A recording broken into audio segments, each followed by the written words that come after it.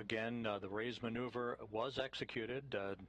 Orion now flying at the proper orientation for entry interface into the Earth's atmosphere. Entry interface is scheduled at 11:20 and 14 seconds a.m. Central Time at an altitude of 400,000 feet. At that point, Orion will be traveling 24,464 miles an hour with a range to splashdown of 3,659 statute miles.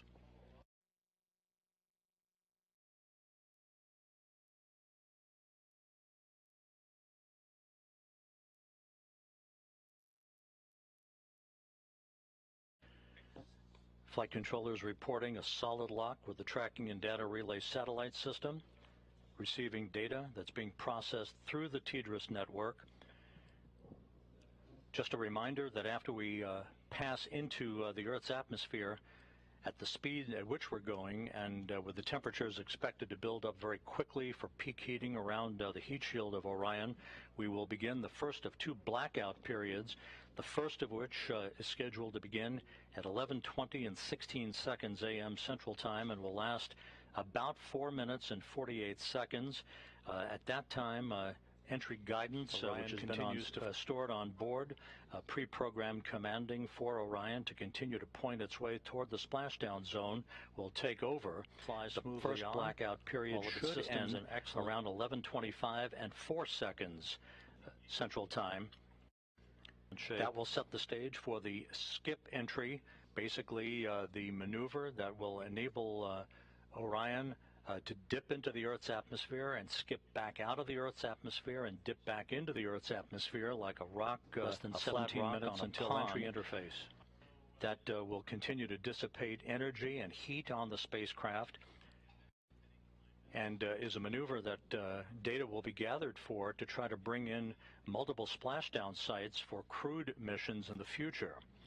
The second of the two blackout periods is scheduled to begin at 11:29 and 3 seconds a.m. Central Time, and that will last for about 2 minutes and 55 seconds till about 11:31 and change.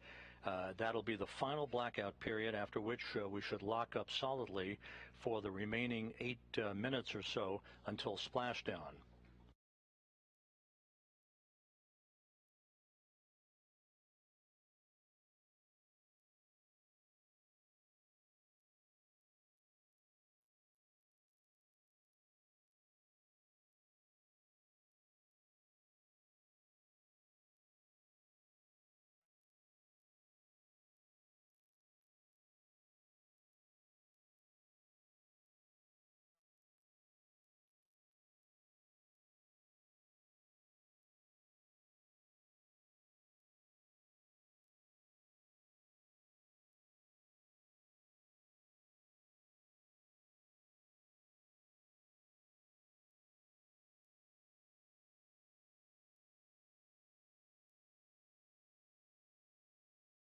This is Mission Control Houston, 12 minutes away from entry interface. Everything is going by the book so far here in Mission Control, very quiet on the loops. Entry Flight Director Judd Freeling and his team of flight controllers watching carefully over their data as they oversee the arrival of Orion for its splashdown site west of Baja, California. Time to splashdown 31 minutes.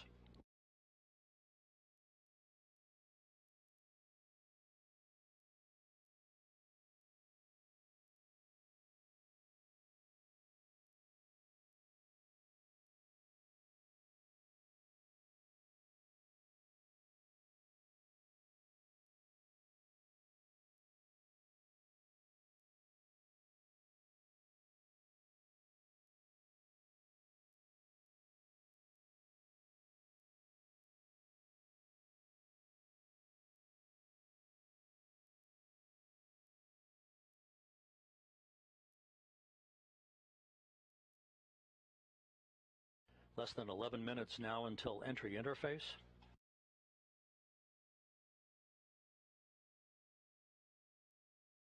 During the period of the two blackouts, and even after we have emerged from the second of the two blackouts, Orion, through a series of pre-programmed commands stored on board, will conduct a series of role reversals. This is very much like space shuttles conducted during their entries back to Earth, where it will roll to the left and then back to the right, banking roll reversals that will bleed off excess energy, excess inertia, and speed, and control the thermal characteristics of the vehicle as it heads towards its subsonic point, where it will go under Mach 1. It will go subsonic at about 11:34 and 55 seconds a.m. Central Time, some 5 minutes before splashdown. If everything goes as planned, Orion will reach an altitude of 40,000 feet at 11:35 a.m. Central Time, just about a minute before forward bay cover chute deploy begins, the series of 11 chutes, 3 that will pull the forward bay cover off of the top of the crew module. That'll be followed by the deployment of the drogue chutes, and then the 3 large main parachutes, 3 orange and white parachutes. That'll be the moment we'll be waiting for. Orion now 28.5 minutes until splashdown.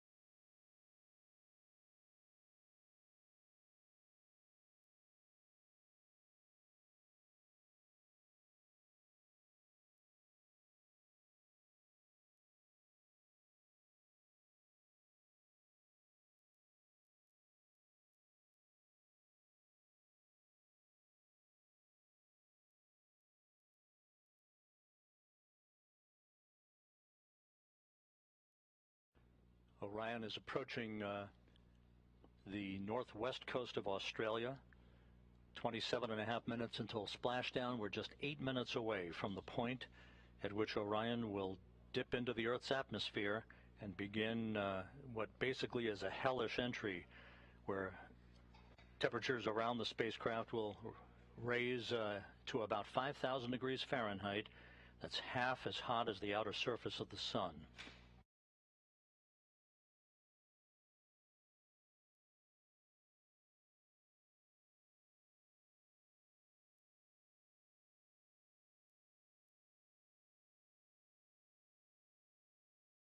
And correction, Orion is actually traveling over the South Pacific at the moment, moving from south to north. Just 7.5 minutes until entry interface.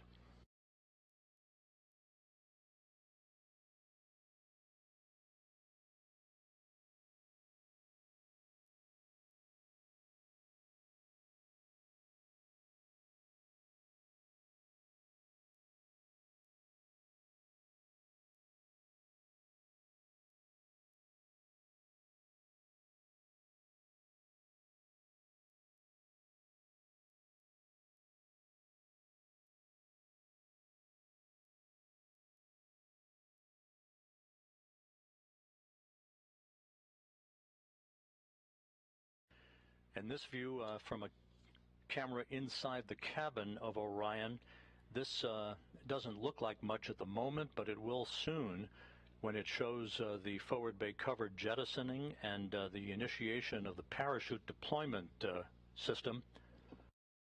Entry interface less than 6.5 minutes from now.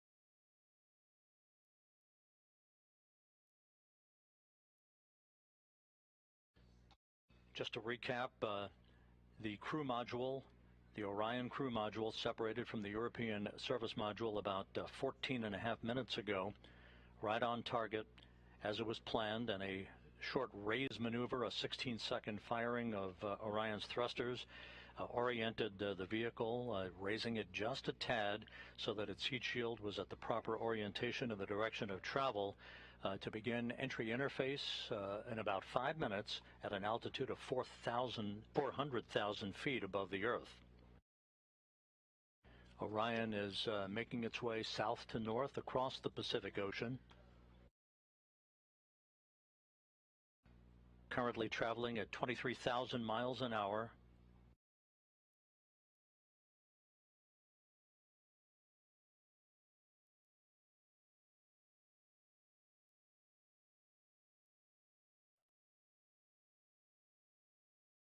We're about 5 minutes away from entering the first of the two blackout periods, which will last about 4 minutes and 48 seconds.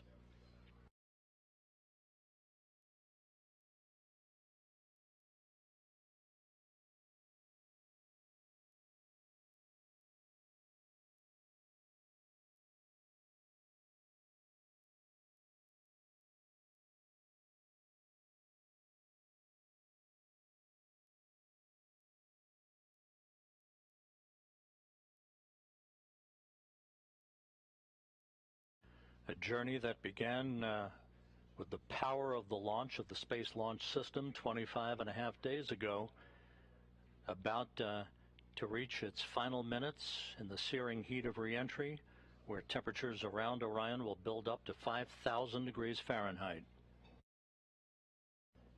Just under 4 minutes until entry interface.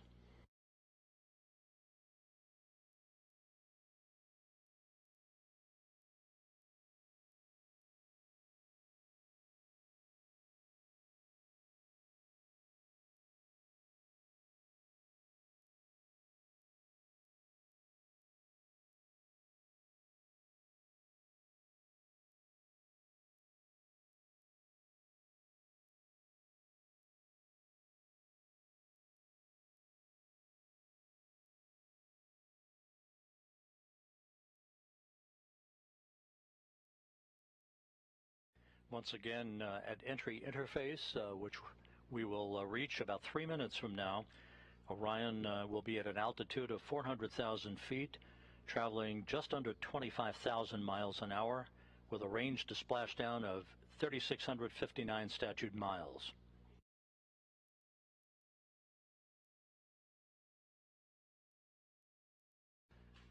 Within seconds after reaching entry interface, we'll begin the first of the two blackout periods that will last just under 5 minutes, about 4 minutes and 48 seconds.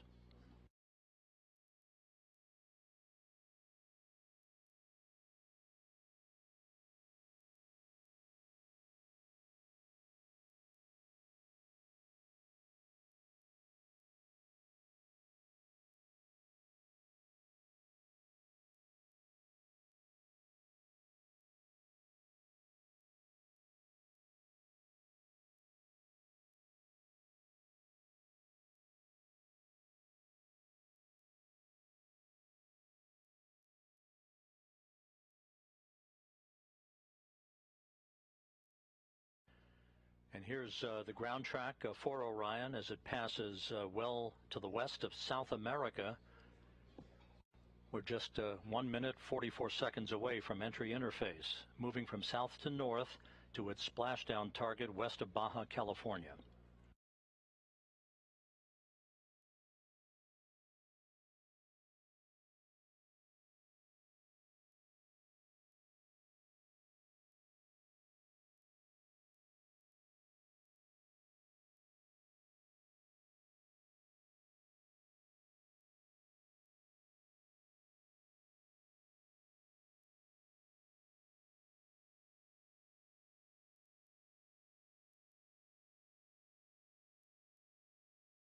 Just 1 minute away from entry interface.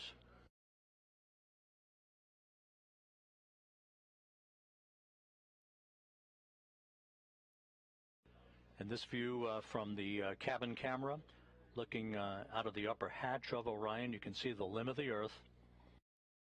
We're going to be losing all of the data here shortly once we enter into the Earth's atmosphere and begin the first of the two blackout periods.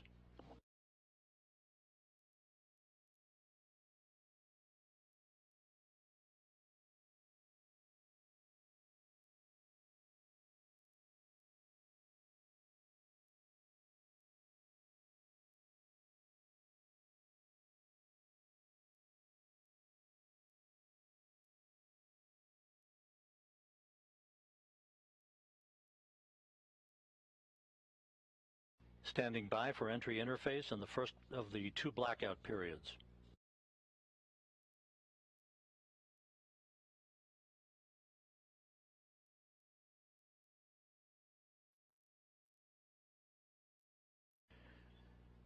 We are now in the entry phase.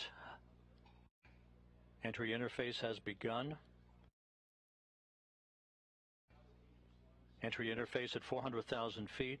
Orion traveling just under 25,000 miles an hour.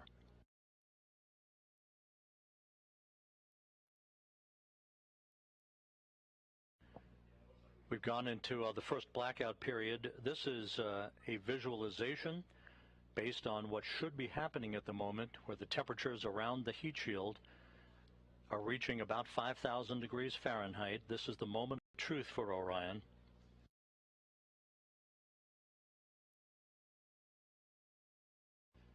We should be coming out of this first blackout period just under 4 minutes from now.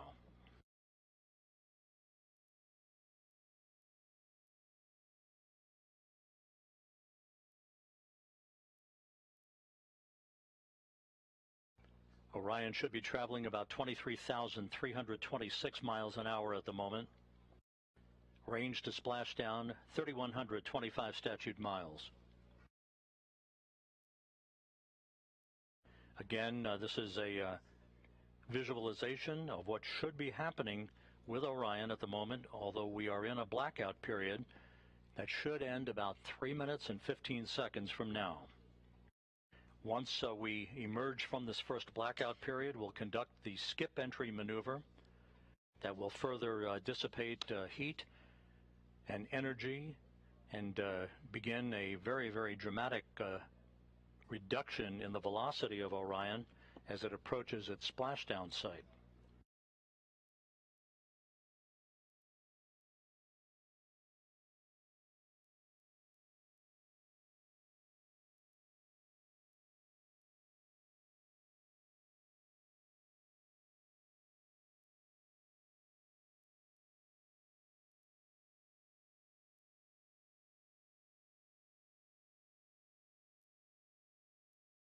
Clocks here in Mission Control showing the sequence of events yet to come. The first blackout period to end about 2 minutes and 18 seconds from now. The second of the 2 blackout periods would begin about 6 minutes from now for about 7 minutes, followed by the jettisoning of the forward bay cover. That will begin the sequence of the deployment of the parachutes. First, a pair of drogue chutes, 3 pilot parachutes that will then pull 3 main parachutes to begin the final moments of Orion's descent back to its splashdown in the Pacific Ocean.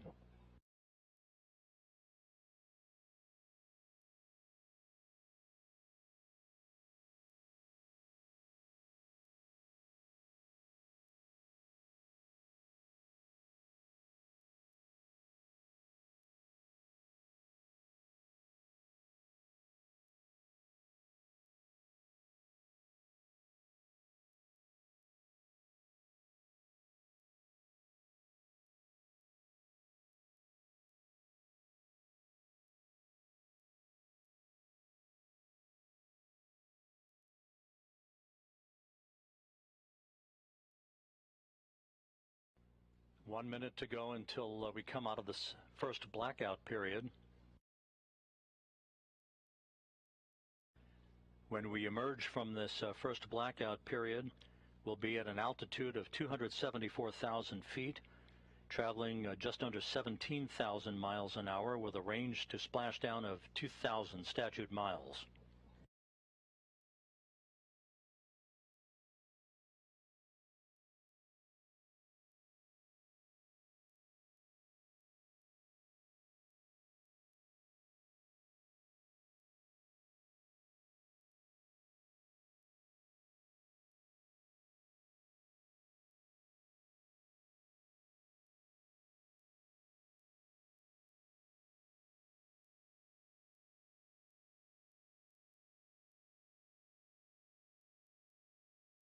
Standing by for a reacquisition of signal.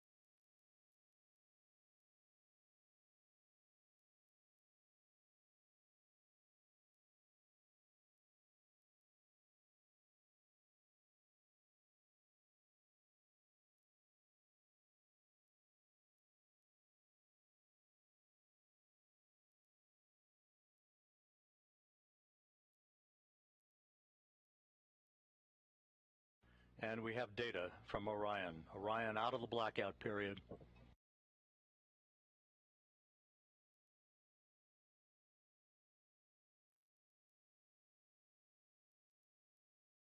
Flight Dynamics reports that Orion is right on the money, coming right down the pike. A good view out of the cabin camera looking out of the upper hatch of Orion.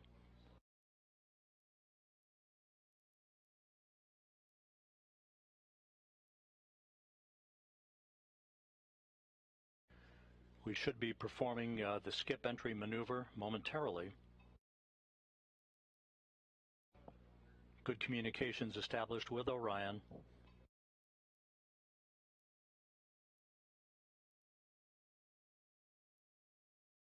The second blackout period to begin about 2 minutes from now.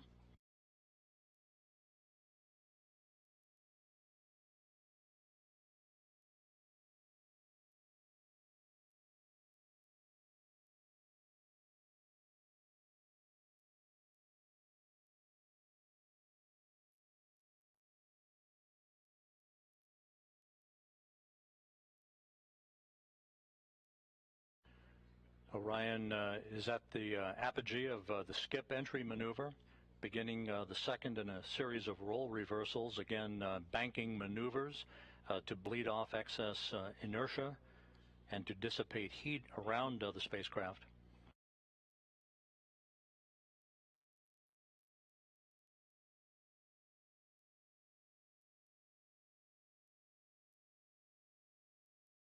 The start of the second blackout period, about 1 minute and 13 seconds from now, will come at an altitude of 270,000 feet, with Orion traveling about 16,400 miles an hour, range to splashdown less than 1,000 miles.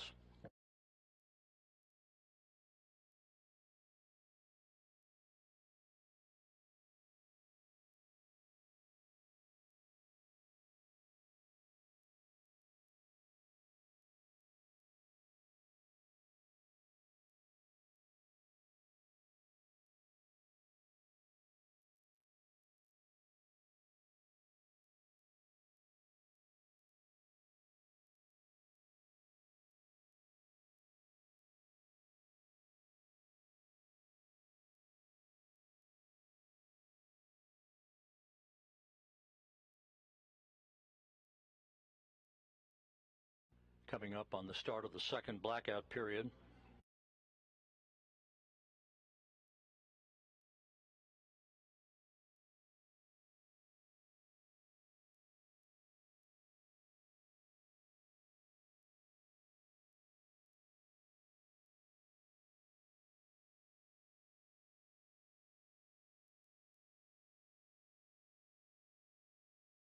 We should be in that second blackout period right now.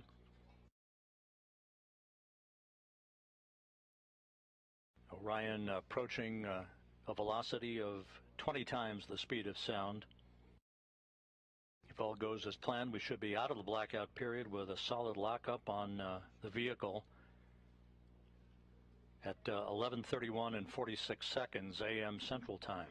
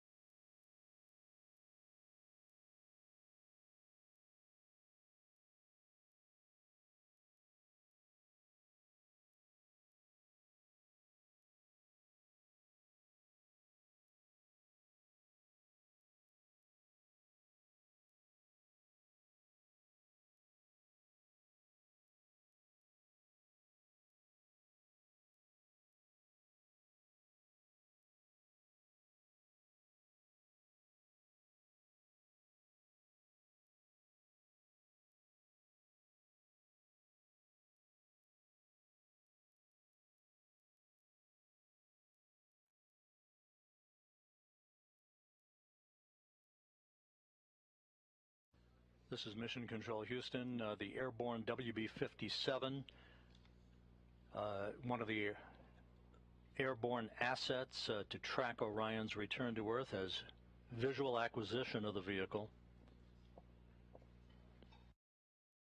We should be coming out of this second and final blackout about 30 seconds from now.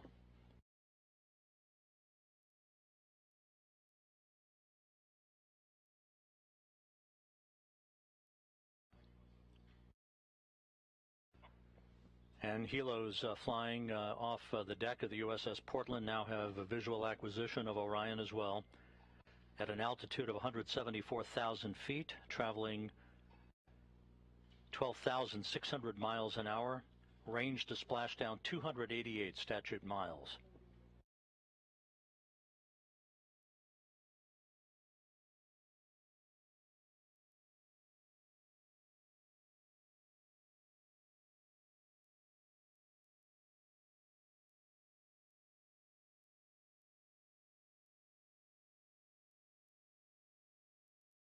This view on the deck of the USS Portland.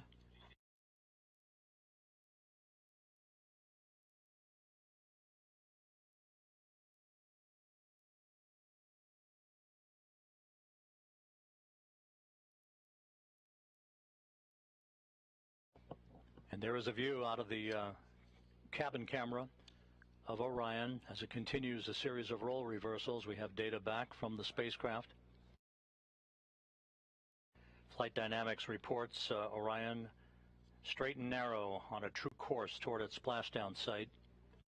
Forward bay covered jettisoning less than 3.5 minutes from now.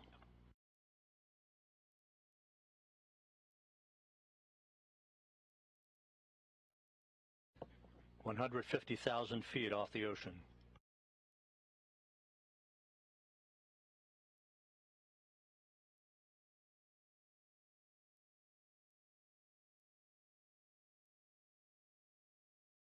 Orion now traveling at Mach 10.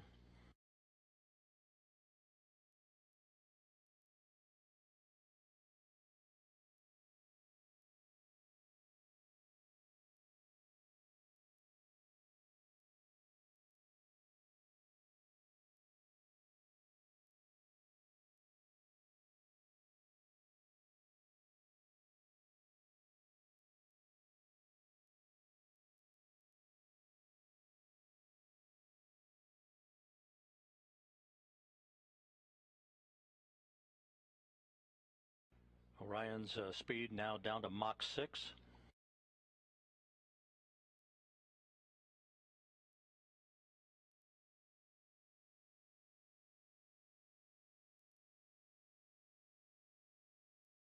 Two minutes until forward bay covered jettisoning.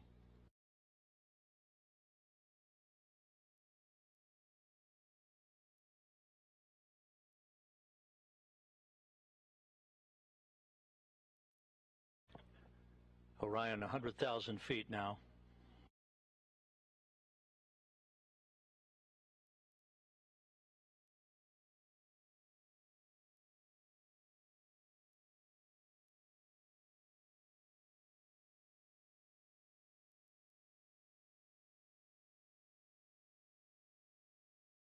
The spacecraft about to go subsonic.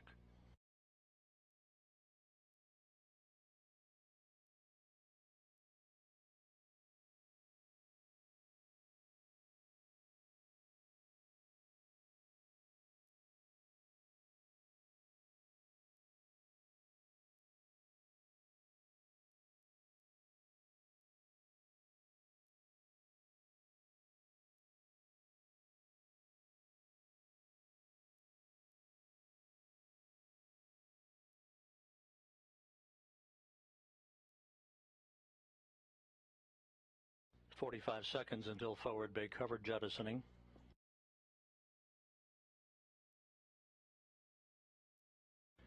Orion now at 50,000 feet.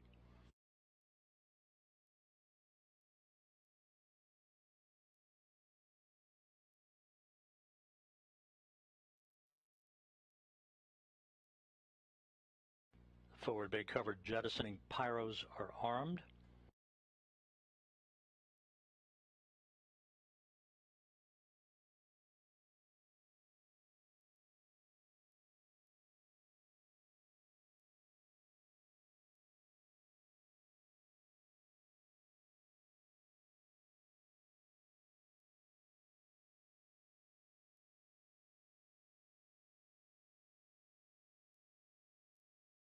25,000 feet.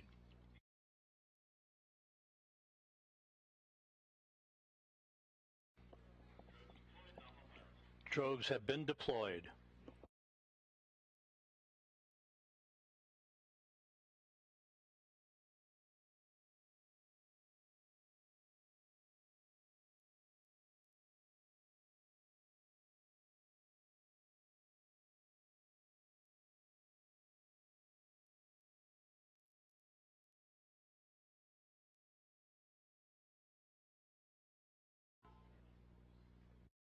Two good drogue shoots reported by the recovery team out in the Pacific. The descent rate is right on the money. Orion's velocity now down to 282 miles an hour. Range to splashdown 1.5 miles. 10,000 feet now.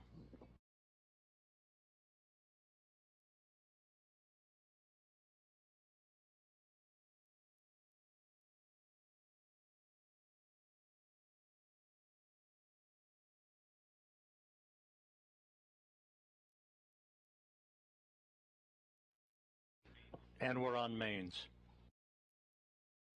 5,000 feet.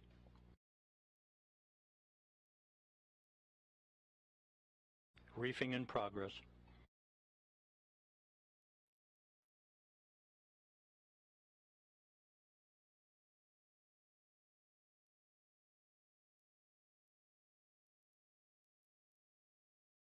Three good main shoots for Orion.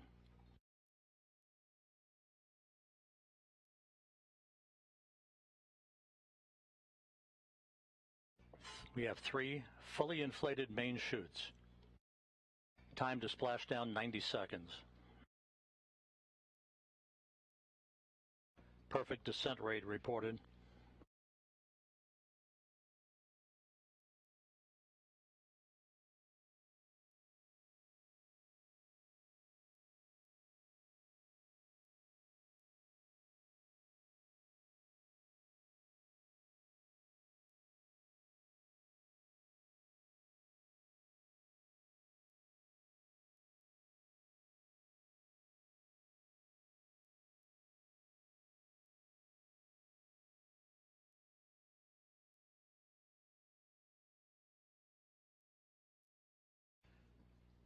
And there it is, high over the Pacific, America's new ticket to ride to the moon and beyond now in view.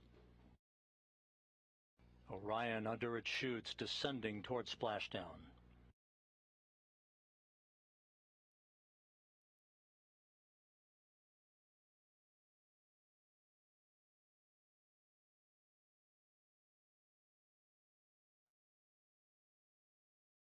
Orion in the perfect orientation for splashdown, just seconds away.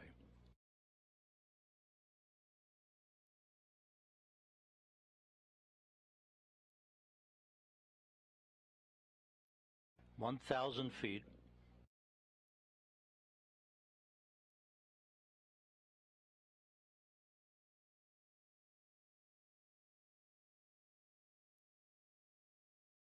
Good descent rate.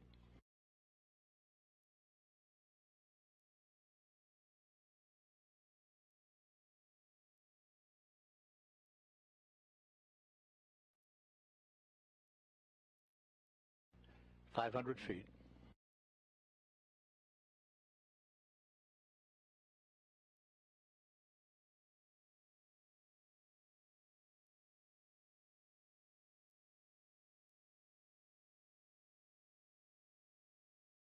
Splashdown.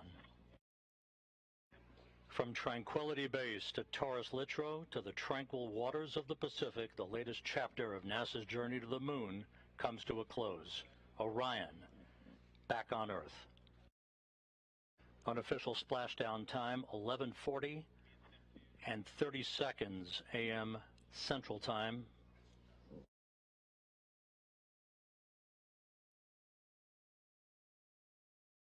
At a mission elapsed time of 25 days, 10 hours, 54 minutes, 50 seconds. That's unofficial. Splashing down off the coast of Baja California.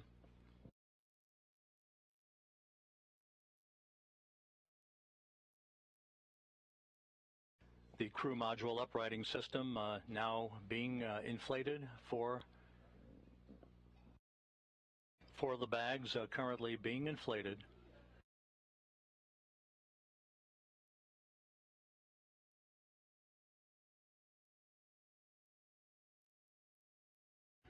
And we have a report that Orion is stable 1, upright, the way it should be.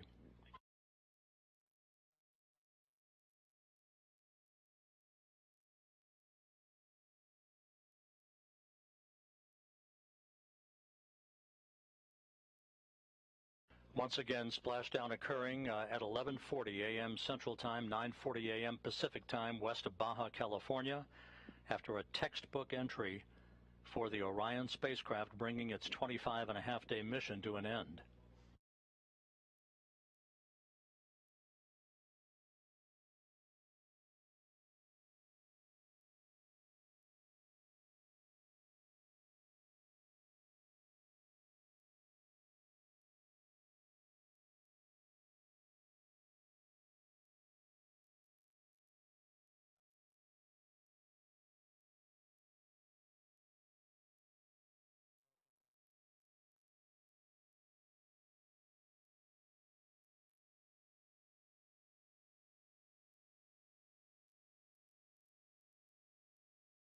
Orion's recovery beacon is on. We have confirmation that 4 out of the 5 crew module uprighting system bags have fully inflated, standing by for word on the 5th one. But Orion is in great shape, stable 1, just in the orientation that had been expected.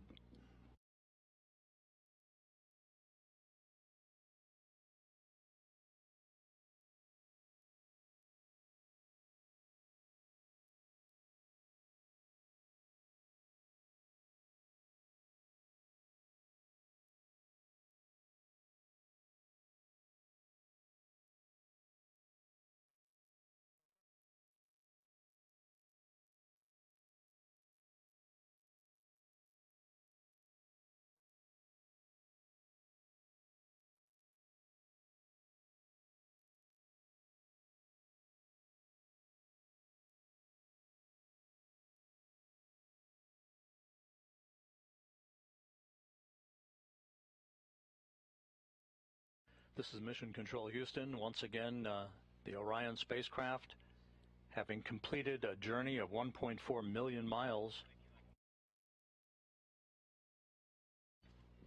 bobbing gently in the Pacific Ocean.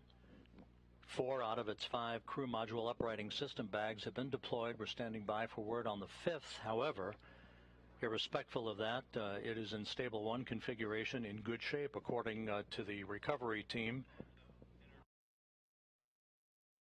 And we are now receiving word that all 5 of the crew module uprighting system bags are fully inflated. So that's exactly what we had hoped for. Orion safely bobbing up and down in the Pacific Ocean.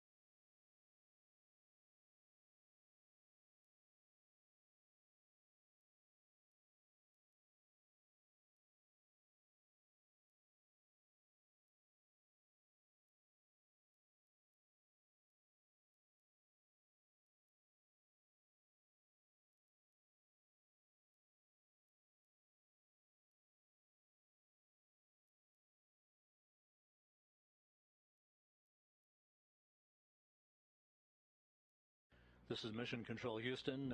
You're looking at the Orion spacecraft that splashed down about 6.5 minutes ago at 11:40 a.m.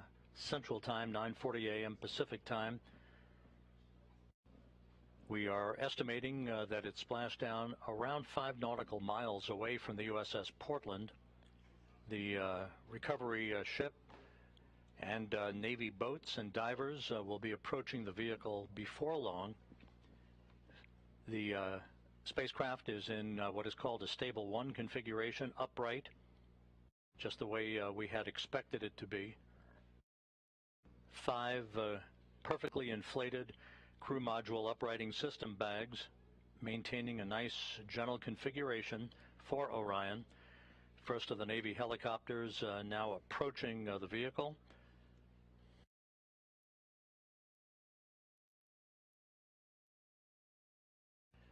And here in Mission Control, some of Orion's systems no longer needed are being powered down.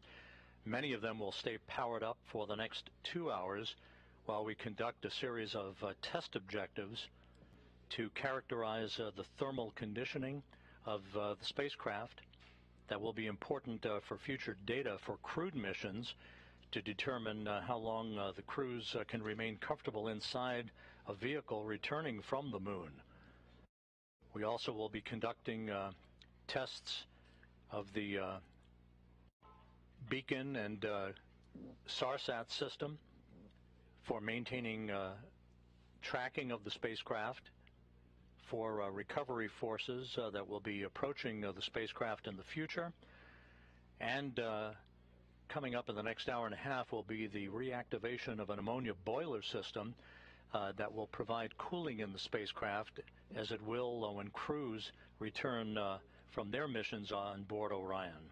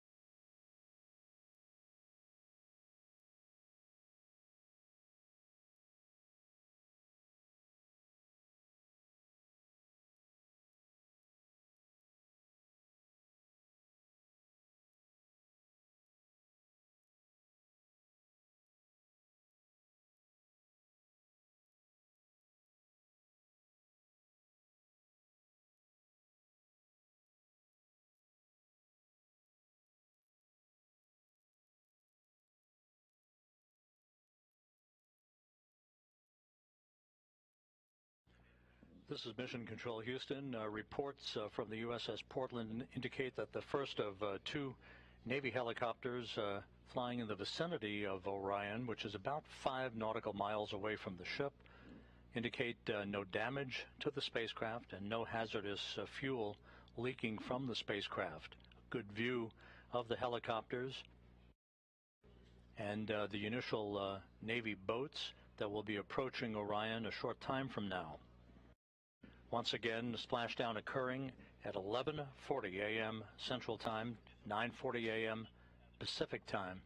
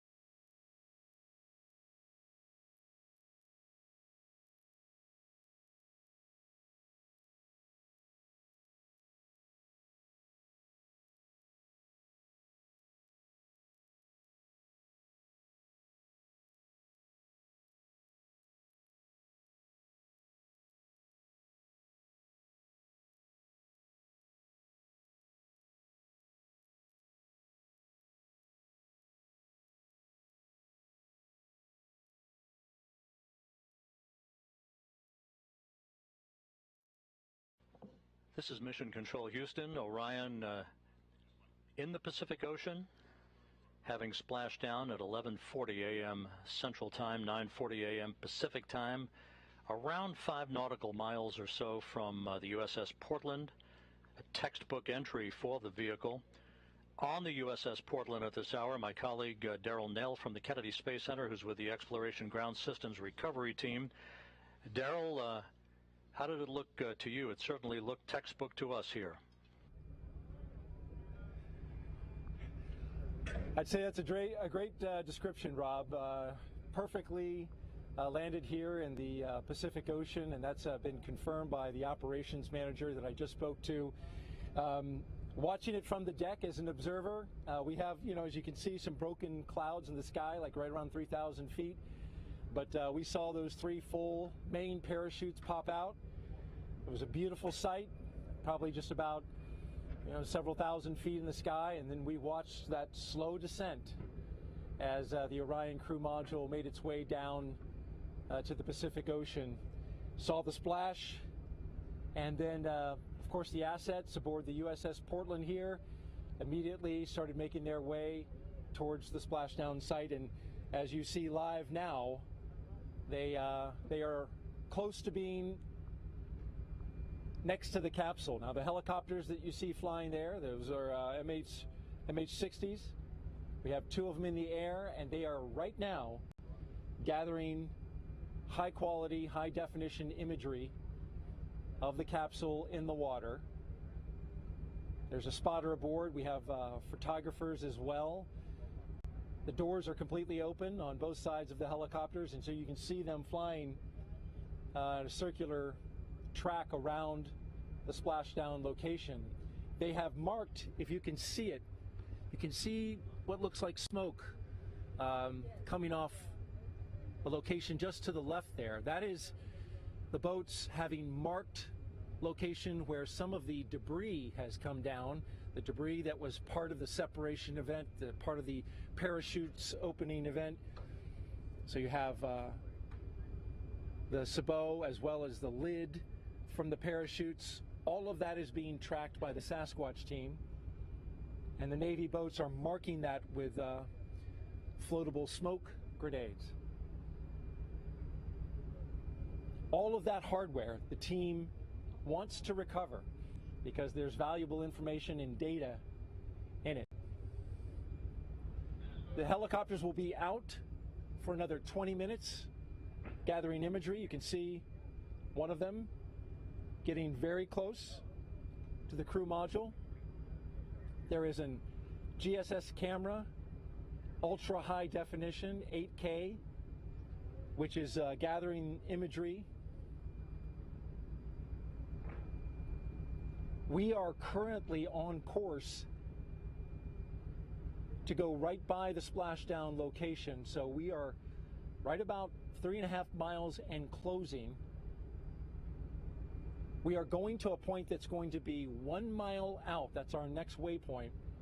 1 mile out from the splashdown location. One of the things we're waiting for is for ammonia boil off. And that's why the Navy boats are not yet next to the capsule. We're still going to wait that out. The amount of time that that's going to take is has not been determined. They have allowed for as much as 2 hours. The ammonia on the capsule is used for cooling purposes, to keep the cabin cool for crew. Of course, there's no crew in this capsule, but for future missions, it will certainly be an important part of keeping the astronauts cool during the heat of reentry. But for now, they're going to vent off that ammonia, and as they do that, it's not quite safe to get close to the capsule with the Navy divers.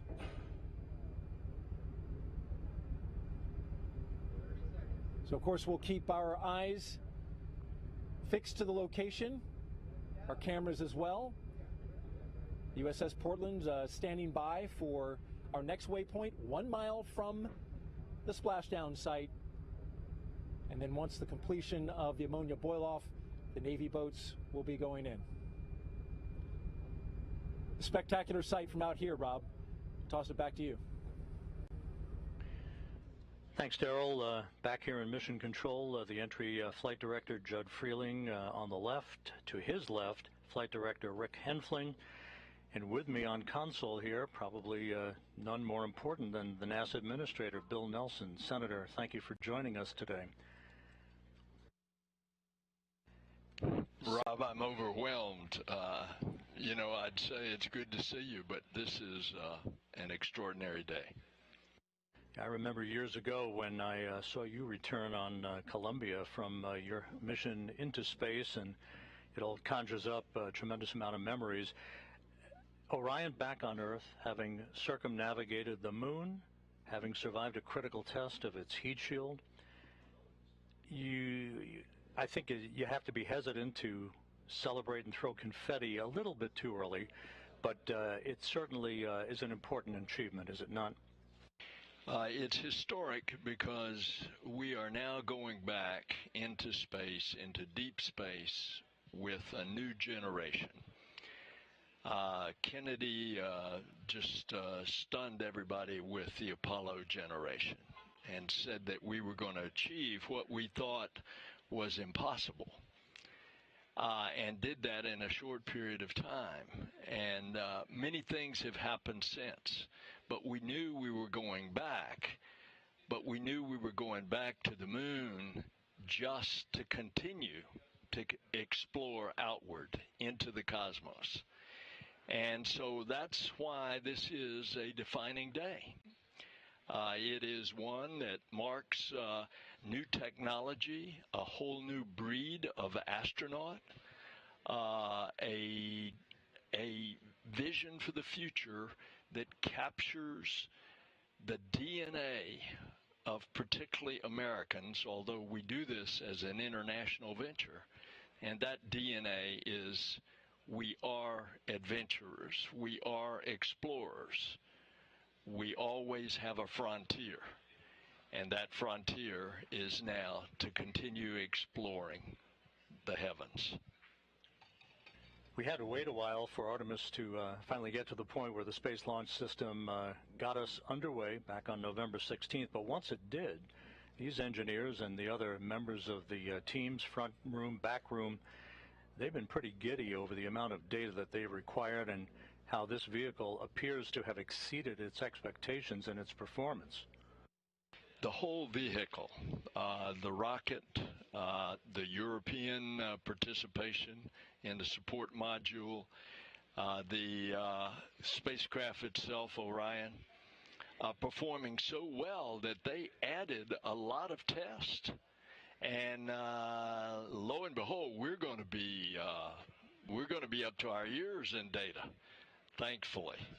And of course, today the two main things that had to happen was that that heat shield had to work, and it did beautifully, where they can skip off the atmosphere and bleed that speed down from 25,000 miles an hour. And then the parachutes had to work, and they did it as well. You know, the engineering, the design of this mission, all the work that will go into the next flight when a crew is on board, right, to orbit the moon. What does this say about NASA and the international partner cooperation and the partnership that ultimately takes us not only to the moon but beyond? Well, it says a lot about our country because we don't do it secretively.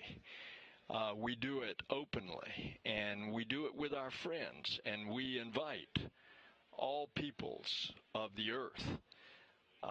And we are doing it also with commercial partners, because when we go into orbit on Apollo 3, we are going to rendezvous and dock with in this case, SpaceX lander, and the crew will go down to the surface. And then we have another competition going on now for another lander, so that we will have two landers. And again, this is the program of going back to the moon to learn, to live, to invent, to create in order to explore beyond. 50 years ago today, Gene Cernan, Jack Schmitt landed their lunar module Challenger on Taurus Littrow, the final lunar landing. It only seems fitting half a century later to the day, Orion back home. And what a fitting opportunity that I had last night to sit with Jack Schmitt at the astronaut dinner and to talk to him about those experiences. 50 years, it's a long time, but look what we have done in the meantime. The space shuttle, we built the International Space Station, we brought in commercial partners. We now go to and from regularly the International Space Station with cargo and crew. Here we go. We've got scouts going to the moon that are commercial scouts that land, that take NASA instruments and scientific instruments in preparing us for the landings of our astronauts. And so it's a new day. A new day has dawned. An Artemis generation is taking us there. And Orion continues to await the arrival of the USS Portland, which shouldn't be very much longer from now, and some flight test objectives that will be taking place over the next couple of hours before we here in Houston hand the vehicle over to the Kennedy Space Center recovery team. NASA Administrator Bill Nelson, pleasure to see you today, and thank you so much for being with us. What a day. Oh, it is my great privilege.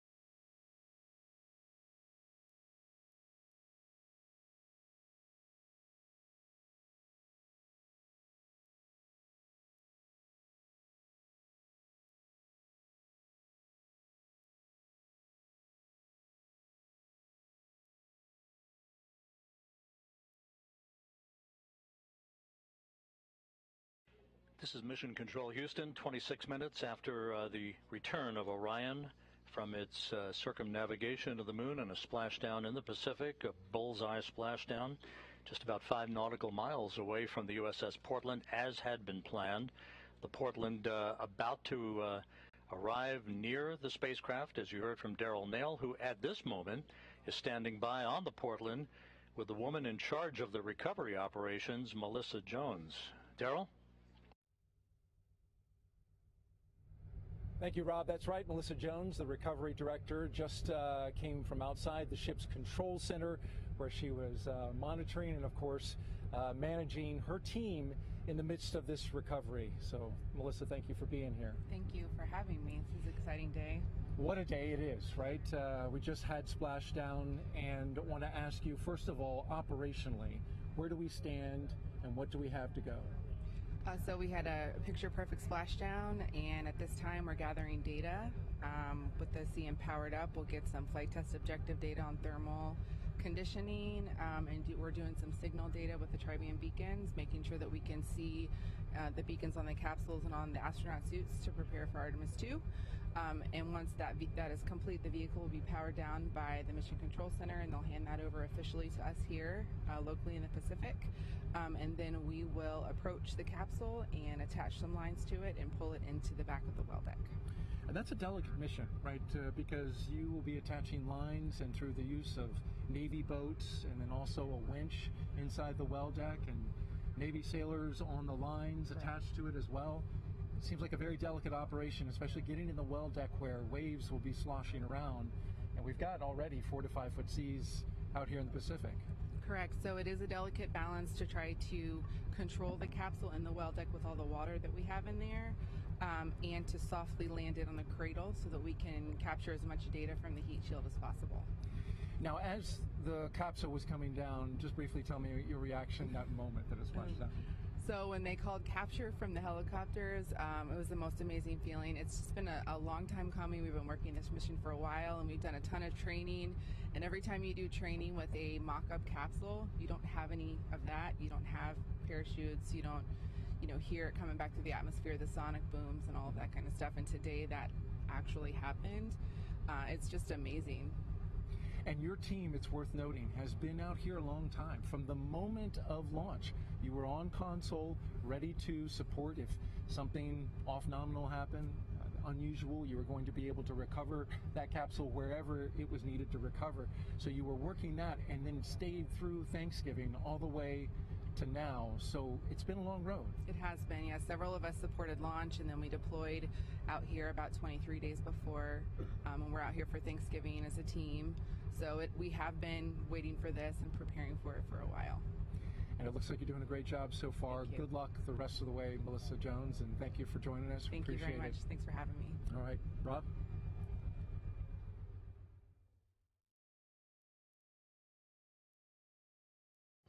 Thank you, Daryl. We'll be back to you on the USS Portland here shortly as the post-splashdown activities and the recovery operations will continue. As mentioned earlier, it will take about 2 hours from the time of splashdown until the time that Flight Director Judd Freeling and his team of entry flight controllers here will hand the vehicle over to the Exploration Ground System Recovery Team that will work over the next several hours to bring the Orion into the well deck of the USS Portland. With me, a familiar face, Bob Cabana, NASA's Associate Administrator. Bob, it's great to see you here. And with Orion back on Earth, another milestone accomplished on the road back to putting Americans on the surface of the moon. In terms of the criticality of what we've seen over the past 4 weeks, your thoughts on how this mission evolved and now the stepping stone that would put a crew on board a couple of years from now? Oh, Rob, it's been absolutely critical to get this mission off safely. This test flight is what we need in order to prove this vehicle so that we can fly with a crew, and that's the next step, and I can't wait. The launch, first off, I was on the roof of the Launch Control Center. I went up there with the administrator and deputy administrator when we came out of the T-minus 10-minute hold, and it was phenomenal. It was absolutely amazing. The rocket performed flawlessly, and I haven't been that happy in a long time after we came down off the roof. And then to see the mission go as well as it did, the shots that we got from the vehicle, that one from 40,000 miles away where you saw the moon with the Earth in the background. And then this morning, we've learned how to operate this vehicle. A few minor glitches along the way, but it is performed flawlessly, and we're learning how to work with it, operate it, and that's what this JSC team does. It is so great to be back here in mission control, to be with the ops team. I'm so proud of these guys. Amazing. But if you were watching this morning, I loved the video. I don't know if it was on NASA TV or not, but the moon the Earth just kept getting bigger and bigger. It was really hauling as it came in. And the preciseness with which they were able to bring it down and seeing the chutes come out, and it's just, I'm so proud of this team, the Orion team, the entire SLS, Artemis team, the folks here at JSC. It's just been amazing. I wish Gene Cernan were still alive. Here we are on the 50th anniversary, and Gene was such a proponent of getting us back to the moon. I wish he were alive to have seen this mission. It would have meant a lot to him. I don't want to date you, but I think 24 years ago, at this moment in time, you were building a space station, I believe, with your crew on STS-88. We had so many dramatic, jaw-dropping images during the course of this flight. What for you was the most impactful moment? Oh, I'm not sure I can pick one. Obviously, the launch. The team has worked so hard to get to the point where we successfully launched this rocket. I think the successful burns along the way to actually get that go for the TLI burn and do it and be on our way to the moon again. Absolutely awesome. I think the pictures that we saw. But the splashdown, how can you not? I mean, this was really emotional going around and congratulating folks for what we did. So it's hard to pick just one. I think what has meant the most to me, more than just watching the mission, more than the mission highlights, is being with the teams at the Kennedy Space Center, at the Marshall Space Flight Center, here at the Johnson Space Center, and just being able to go up and talk to them and thank them for all their hard work that got us to where we are. I think it means a lot to me. And Bob, final question. The next step, Artemis 2, putting a crew on a vehicle to orbit the moon. It's going to be a complicated mission. It's a long road. It seems like a long time from now, but based on what we've just witnessed and based on what we believe will be the ultimate data flow out of this mission, doesn't seem that far away, does it? It is not that far away. It's going to mean a lot when we get the crew assigned. And we see them in training. We get that human face to this. I've seen the flight hardware at KSC. The Orion 2 spacecraft for Artemis 2 is there. It's in build. We got to get Artemis 1 back and transfer some of the black boxes across to make sure that they get checked out and everything works. The rockets being built, we are on the way. And I think when you put a human face to that, when you actually see that, hey, we're sending humans to the moon again, and we're going to get this one-year cadence eventually where we're doing this on an annual basis, this is our future, and it's different from how we went during Apollo. We're going in a sustainable way. We're paving the way to go onto Mars, not just the moon and Mars, but to establish a presence in our solar system beyond our home planet, to explore, to have those technologies in space, to continue to learn and improve things here on planet Earth. Bob Cabana, NASA's Associate Administrator. Thanks so much for being with us, Bob.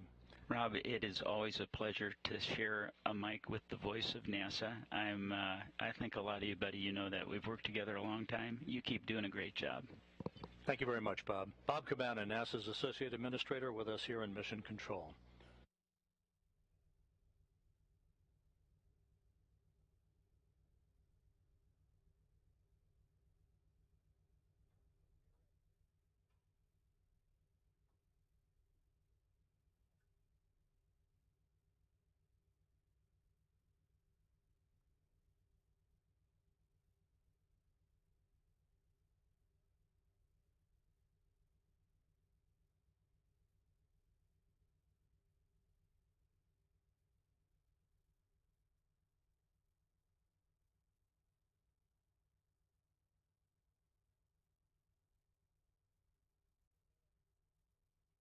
This is Mission Control Houston.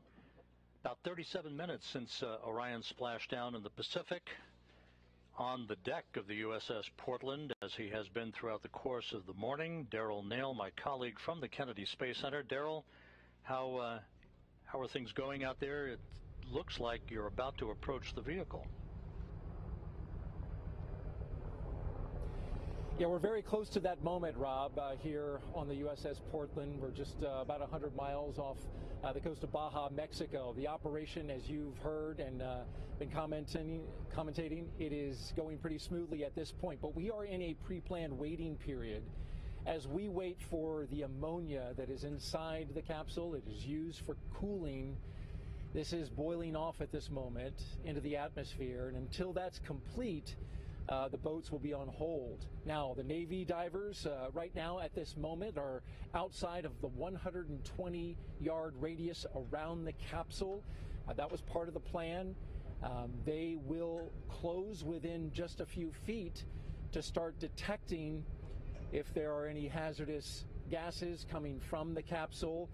But that will only happen once our recovery director, Melissa Jones, has given them the go to close in. The ship, meanwhile, the USS Portland, is on its way to close within 2,000 yards of the capsule. As you can see it floating there, the bags fully inflated that are used to upright it, bright orange in color at the top of the capsule.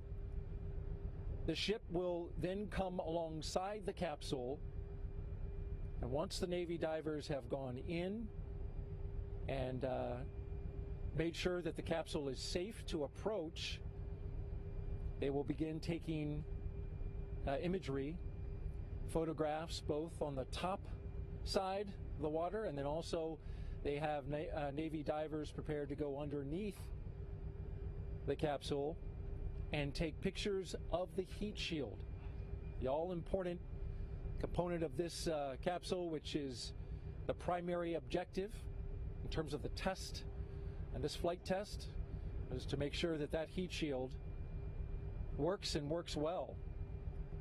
So fresh from space, they want to make sure that they have images of it preserved as it is now before the operation begins, where they pull it into the well deck of the USS Portland. That will involve the attachment of ropes, as well as a winch line that then connects to the USS Portland. The well deck of the USS Portland will be flooded to about 6 feet, and those Navy boats will attach their lines and then pull alongside the Navy vessel, connect to a winch line, and then carefully tow it into the well deck.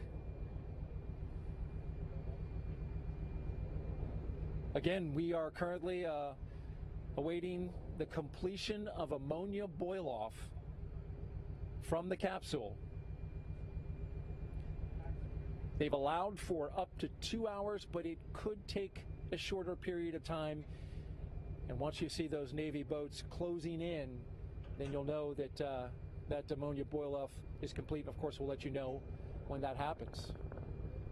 Live on the deck of the USS Portland, Rob, we'll send it back to you. Thank you, Daryl. Daryl Nail on the USS Portland out in the Pacific, west of Baja, California. Back here in Mission Control as the flight controllers watch over the initial phase of the recovery operations. We're joined by the director of the Johnson Space Center, Vanessa Weich. Vanessa, great Sunday to have you here with us on console. Fabulous Sunday. What a great day. You know, it's amazing to me everything that has been accomplished throughout this entire mission.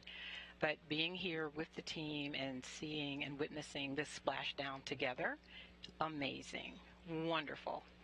I really can't describe how I feel.